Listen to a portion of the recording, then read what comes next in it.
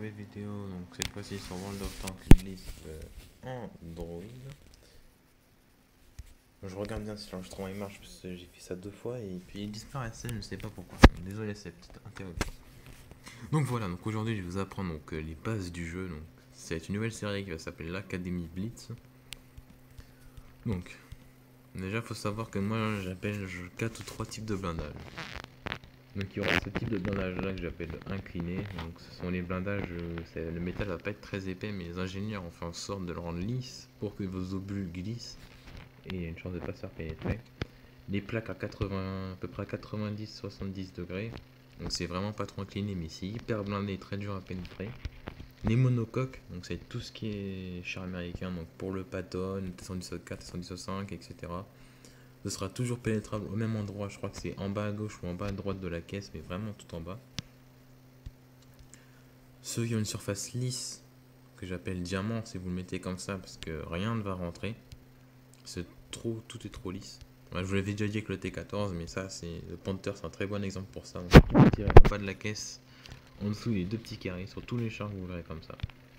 Ensuite, les chars du style Panzer 4, donc là, j'appelle ça une hybride parce qu'il y a une caisse aplatie et deux caisses à 90 degrés.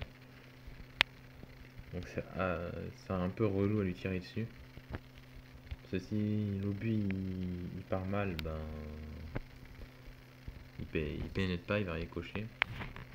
Ensuite j'ai les casse-briques, donc ça va être les plus relous du jeu parce que s'il y a 5 là, vous tirez pile au milieu, l'obus va se fendre en deux. Si vous tirez tout en haut à droite, tout en haut de la gauche à la plaque, l'obus va se fendre en deux. Si vous tirez sur les flancs, l'obus va se fendre en deux parce qu'il y a des espèces de métal coupant, enfin c'est triangulé. Sur l'arrière aussi, là sont les deux petits spots là. Je sais pas si vous voyez mes doigts, mais enfin bref, c'est le truc en triangle. Là, tout va ricocher parce que c'est triangulé. Là, voilà, on peut voir la triangulation en dessous du rondin brûlé. Donc ça suit S5, on le débloque ravitaillement clan niveau 10 pour 1500 pièces d'or. Puis l'événement en cours qui donne des pièces d'or, j'ai pu acheter ce camouflage là. Franchement, je le trouve sympa. Donc lui, c'est pareil, il faudra toujours tirer dans la caisse en bas. Donc voici un très bon exemple du blindage casse-brique. Donc là vous voyez donc sur les côtés c'est fait triangulé de sorte à briser l'obus en deux quand il va entrer en impact avec le char. Donc tous les APCR ne perceront pas. À savoir, même les APCR avec la plus haute pénétration ne perceront pas là. J'ai fait le test. Ça perce pas. Les AP ils percent mieux sur les flancs du S7. Donc là c'est pareil, il faut tirer que en bas de la caisse, vous pouvez l'avoir que là. Là vous voyez l'avant il est triangulé, ça brise l'obus. À droite aussi ça brise l'obus. Vous avez la chaîne là qui est relou. Après donc il y a les blindages, donc ça c'est typique du blindage 90 degrés, donc c'est du beurre. C'est un beurre qui roule, mais il faut bien tirer parce que si vous tirez mal, ça va. Le char il encaisse en fait. C'est chelou. Bah, c'est un autre exemple, ça c'est le seul charbon chinois. Un autre exemple de ce blindage. Donc lui il est lisse et casse-brique. Regardez sur les flancs, c'est triangulé pour briser l'obus. Donc c'est la même châssis que l'IS-5. Sauf que l'avant ça va être foutu comme un T54 et la tourelle aussi. Donc l'avant il est impénétrable si vous voyez que ça. Hop là. Donc là il va être impénétrable. Mais il faut toujours tirer en dessous de la petite caisse là. Elle n'est pas du tout blindée, ça doit être du style 50 mm. Donc maintenant, je vais vous expliquer donc, pour moi les différents types de blindage assez relous. Donc je vais vous apprendre à les manier. À où tirer sur ce type de blindage là pour mettre le feu à coup sûr. Donc je sais où tirer. Où tirer pour exploser les cartouches sur tous les chars russes, chinois. Voilà, tous les chars qui seront de l'ordre de l'URSS, hein, qui est dans le jeu maintenant, qui vont implanter. Où sont les cartouches sur tous les chars allemands, japonais, en gros sur tous les chars du monde. Sauf anglais, je sais pas trop sur les cartouches, j'arrive pas trop à abîmer leurs cartouches.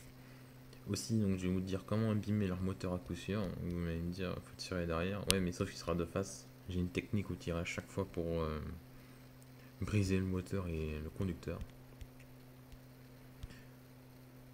Donc voilà. Donc, maintenant, je vais vous présenter donc, les différents types de consumables, de provisions, etc. D'abord, vous avez le camouflage. Ça, vous pouvez l'utiliser pour rendre bois. Mais si vous voulez vraiment optimiser votre gain de crédit, n'utilisez pas de camouflage pour 2%. C'est pas négligeable. Enfin, c'est négligeable quoi. Après, donc là, ce que je vous dis tout le temps, acheter cet extincteur automatique. Personne n'en a. Il y en a qui jouent que un consumable et franchement c'est handicapant. Vaut mieux en avoir 3 et détruire plus de mecs parce qu'ils survécu plus longtemps. Donc là vous voyez vous avez un kit de réparation universel, ça je vous le conseille. Mettre un kit de réparation parce que l'équipage meurt pas souvent. Extincteur automatique c'est très important parce que des fois vous n'avez pas le réflexe, le débutant n'a pas de réflexe à utiliser l'extincteur manuellement parce que c'est un peu long de cliquer sur l'extincteur. Donc là vous avez différents types de provisions. Donc il y en a plus sur les chars du niveau 5 mais je vous conseille de les mettre que sur vos chars premium ou sur vos chars adorés. C'est pas trop utile sur les autres chars sinon ça vous fait perdre plus de crédit qu'autre chose. Donc là c'est les munitions, donc lui il n'est pas très bon exemple pour les munitions. Donc là vous avez les munitions premium, vous pouvez les acheter avec des crédits ou de l'or. Je vous conseille des crédits sur ce pack de l'or, gardez votre or pour des événements futurs. Par exemple s'il y a un char comme T6 Dracula Glacial 112 et c'était gagné il n'y a pas longtemps. Il y a aussi l'IS2SH. Donc voilà, donc, je vous ai présenté ça. Après pour les camouflages, vous avez deux types de camouflage. Hein. Donc, comme vous pouvez voir sur lui. Camouflage légendaire, donc ils sont assez sympas. Ceux-là ils sont gratos.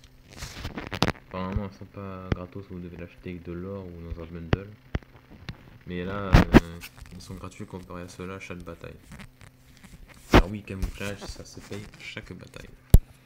Donc voilà, je vais prendre un char bas niveau donc, pour jouer avec des débutants et pour vous montrer leurs erreurs qu'ils vont faire.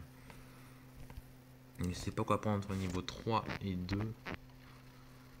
Je vais plus prendre niveau 2 qui est pas du tout blindé. Donc, je vais prendre ça. Mais avant de rentrer en bataille, oui il y a un mais, c'est de regarder un peu donc, les chars que vous risquerez de rencontrer sur le champ de bataille. Je vous conseille de lire ça en détail si vous êtes patient et que vous voulez faire des cartons. D'apprendre quasi tout sur les canons. Je vous conseille d'apprendre pénétration maximale des canons de 37 mm et de 50 mm sur les petits pour le début, ainsi que les canons à barillet anti-aérien ou anti je sais pas quoi, enfin de base c'est pour ça. Donc par exemple surtout les chars allemands qui ont ça. Et le blindage tous les chars que vous allez rencontrer. Pour savoir par exemple si vous pouvez vous entraîner dans un combat 1v1 avec un char. C'est très important pour savoir quel dégât il va faire et calculer approximativement. Donc là vous voyez en face, il y aura un gros problème, c'est le Su-76I, je l'ai. Mais je sais qu'il est très redoutable, il peut me tuer en un coup ou deux. Et il a 60 mm de face à l'avant. Je crois que je suis le seul char de la partie qui peut le pénétrer de face car le tétrarche il a un canon niveau 4. Donc allons-y. Donc là vous voyez Panzer 2G, ça c'est un truc à 90, peut toujours tirer là. Mais là je sais qu'il a un canon mitrailleur qui perforte tout. Donc allons-y. Ah oui, puis quand vous voyez un char, je sais pas si je vous l'ai dit, donc c'est pareil dans la vie, c'est ne tirez jamais où c'est le plus incliné, vous aurez moins de chances de pénétrer, toujours tirer jusqu'à 90 degrés. Et quand la pénétration n'est pas possible, il faut tirer à l'appareil d'observation, c'est le petit rond au-dessus des chars. Souvent ça en fait. Que allons-y. Donc des débutants, on viendra à lui, mais c'est un peu un tuto pour vous. Donc en bataille, souvent vous avez tendance à faire comme lui, à rester statique à un endroit pour sniper les gens, c'est normal. Vous n'êtes pas habitué aux mécaniques du jeu. Évitez de faire ça à tout prix. Parce que si une équipe fait tout le temps ça, elle a plus de chances de perdre que l'autre équipe. Vous me direz, mais non, mais c'est débile, ils peuvent les canarder et tout. Mais non, non. Parce que plein de chars rapides comme moi peuvent vite venir derrière. Donc du coup, vous harcelez par derrière et vous saurez plus sur qui tirer entre les mecs de devant et les mecs de derrière. Donc je vous conseille de bouger. Donc là, le Su-76 il est là. Je vais voir si je le pénètre. Donc là, il y a un indicateur rouge pour voir si vous pénétrez pas. Là, je crois que j'ai mis le feu. Donc là, je fasse gaffe au D7K qui a une grosse puissance de feu. Là, je crois que je vais faire des soins là. Ah oui, mais oui, c'est censé aussi. J'ai fait le début. Mais c'est pas grave, donc évitez de faire comme moi si c'est un cas comme un début, j'ai pas vu ce qu'il y avait à droite. Donc très important de jouer avec la mini-cars. Donc vous voyez, lui le D1 il est très blindé. Ça, le Su-76I, pardon, et le Su-76 peuvent le pénétrer par exemple, car 76 mm. Donc lui, pour y aller dans le tas, limite il peut aller capturer la base s'il veut, parce que les deux petits chars là-bas ils pénètrent pas. Donc c'est dommage qu'il reste dans le buisson, mais s'il a que 20 batailles, je le comprends, s'il n'a pas encore les mécaniques du jeu. Aussi, évitez de mettre les canons que vous donne le jeu par défaut. Car oui, il pue le caca la plupart du temps. Comme par exemple, des fois, je vois des Panthers, donc c'est un char de niveau 7 allemand. Donc, il va ressembler à ça. Alors, oui, mon Panzer 104. Okay. Il va ressembler à ça, mais avec une tourelle comme ça, sans les plaques sur le côté.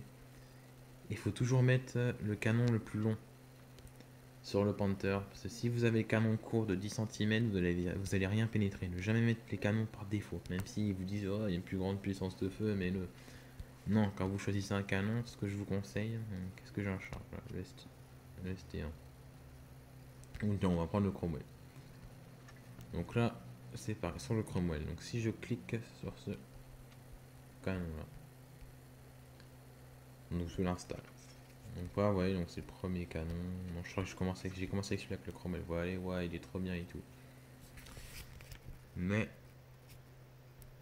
vous dites, ouais, vous cliquez sur celui-là. Et là, vous voyez, waouh, je gagne 6% en puissance de feu. Je vais le mettre. Non, ne mettez pas. D'abord, regardez la pénétration. Là, vous voyez, je perds 39 mm. C'est énorme, 39 mm. C'est plus qu'énorme. Vous pénétrez même pas des chars niveau 5 avec ça. Enfin, si vous pénétrez des chars niveau 5, mais durement. Le KV1, il va être très dur. Ça va être un caillou pour vous. Donc voilà, je vous conseille de regarder que la pénétration d'obus standard. Après, pour cette pénétration d'obus standard, il y a une exception. C'est surtout ce qui est les Iosif Stalin, donc les IS. Donc là j'en ai un. Donc, vous remarquerez que comme blindage comme pénétration, oh là là, il va avoir 175. Ah, ils ont augmenté à 221. C'est énorme. Avant c'était bridé à 175, donc il pénétrait rien. On va aller voir sur l'IS-3. Non, le IS normal, pardon. Lui, il a tous les canons, voilà. Donc là, vous voyez, c'est un canon de 100 mm. Donc là, vous voyez, ouais, cadence de tir, c'est cool. Dégâts d'obus, ouais, c'est pas grave, je baisse. Donc là, vous baissez. Dégâts moyens, ouais, je baisse. Là, 175. Non, c'est pas lui qu'il faut prendre pour exemple. Donc ça va être le KV1 ou KV1S. Je sais plus, mais il y a un des chars comme ça. Ah voilà, donc ça va être plus avec ce canon là. Il va être mis par défaut. Non, ne mettez jamais les canons 122 mm courts. Je dis bien les courts. Tout ce qui est au-dessus de 10 cm, ne mettez jamais les canons courts tout court. Sauf sur les chars en dessous du niveau 4. Ça va être efficace ces chars là. Mais ne mettez jamais les canons les plus courts possibles. Parce que plus il est court, plus le canon va puer. En gros, moins il va faire de dégâts. Parce qu'il va tirer qu'à l'explosif. Il n'y aura que ça. C'est des canons d'artillerie de base. Donc sur le KV1S, je vous conseille les canons 122 si vous voulez faire. Bon, je veux pas l'acheter. Je vais voir le KV1. Donc voilà, donc le KV1, donc c'est un char typique. Tout le monde va tirer avec celui-là par défaut. Donc tout le monde est, je sais pas pourquoi tout le monde est accro à ce canon 57 mm Project 413. Il pénètre du 112, certes il est bien, il fait mal, il charge vite. Mais mettez toujours le canon 85. Même si celui-là il a une meilleure efficacité que le canon 85. Pourquoi le canon 85? Puisqu'il y a une physique déjà de base. Donc si votre canon 10 fois le blindage d'un char en face, il va rentrer à coup sûr. Je crois que c'est un truc comme ça, oui. Donc le canon 85, vous allez pénétrer tous les chars en dessous de votre niveau, car il est en haute gamme à ce niveau-là, il va faire très mal. Que si vous mettez celui-là. Parce que celui-là, vous tirez un par un, donc le 57 Project 413. Car là, vous tirez les coups un par un, ça va faire des cacahuètes ou des patates, comme vous voulez, de 90 dégâts à 90 dégâts tout le temps. C'est bien sur une longue durée. Mais un 1v1, si le mec en face a, disons, 173 points de vie, vous en avez plus que 80, et il vous pénètre. Vous direz que celui-là, vous vous faites avoir parce que les dégâts ne sont pas assez élevés, donc du coup l'autre vous tue. Que si vous avez eu celui-là, donc celui qui fait plus mal possible, vous aurez pu tuer votre adversaire. En 1v1, et voilà. Donc je pense qu'il n'y a que ça sur les canons. Par ici sur l'US4, j'en ai vu un une fois, je vous jure que ce canon là, ne mettez pas, passez directement au canon niveau 10. Donc pour le E100, donc c'est pareil, c'est un char niveau 10 avec deux canons. Donc lequel utiliser quand vous l'avez, donc je vous le dis vite dans cette vidéo. Utilisez le 15 cm. Celui-là, franchement, vous perdez là les 180 de dégâts pour un coup de plus minute et 13 mm de plus. Franchement, pas chipoter pour 13 mm, c'est rien. À partir de 15 mm, ça devient énorme la différence. Elle peut tout changer. Attendez, je vais remonter un truc. Donc on va aller sur les chars allemands. Donc c'est ce que je vous expliquais tout à l'heure, l'histoire du canon de 10 cm. On va sur Tiger 1. Par défaut, ce canon là, ça va être ça. Donc, vous voyez, c'est pas du tout intéressant là, niveau pénétration. Mais quand vous allez monter, waouh, vous dites puissance de feu 100%. Donc vous allez faire des cartons dans les combats et tout. Non, prenez ce canon là. Vous allez au moins pénétrer les chars et pouvoir faire un maximum d'efficacité. Le plus important, c'est l'efficacité des tirs, pas la puissance de feu. Mais si vous avez un canon 122 mm mince, j'ai oublié le mot. La longueur du canon, je sais plus comment ça s'appelle. Enfin voilà, plus le canon il sera long comme ça, 122 mm, vous le mettez. Il sera super efficace. Donc souvent ils ressembleront à ça et ça.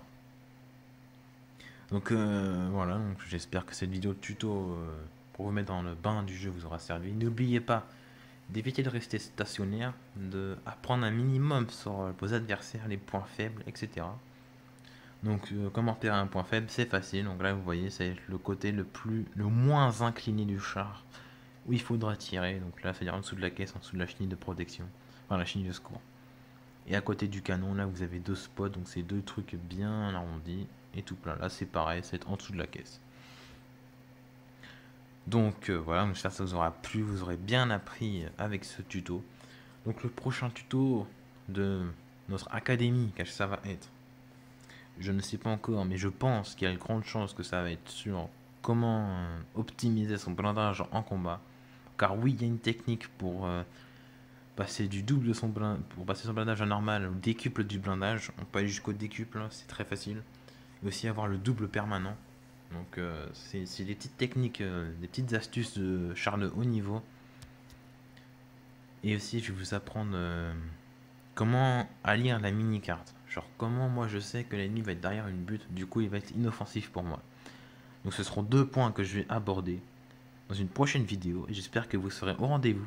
N'hésitez pas à partager la vidéo avec un maximum de monde qui joue à World of Tanks pour leur apprendre à jouer, pour qu'ils jouent mieux et qu'ils gagnent mieux d'expérience, qu'ils avancent plus vite dans le jeu, car je vois plein de gens, malheureusement ça fait pas mal au cœur, enfin ils jouent comme les débutants, que je vous ai dit, ils font que de camper, etc. Ils bougent jamais cette technique là de jeu jusqu'au niveau 8. Et à partir du niveau 8, ils me disent qu'ils abandonnent le jeu parce qu'ils trouvent ça trop dur.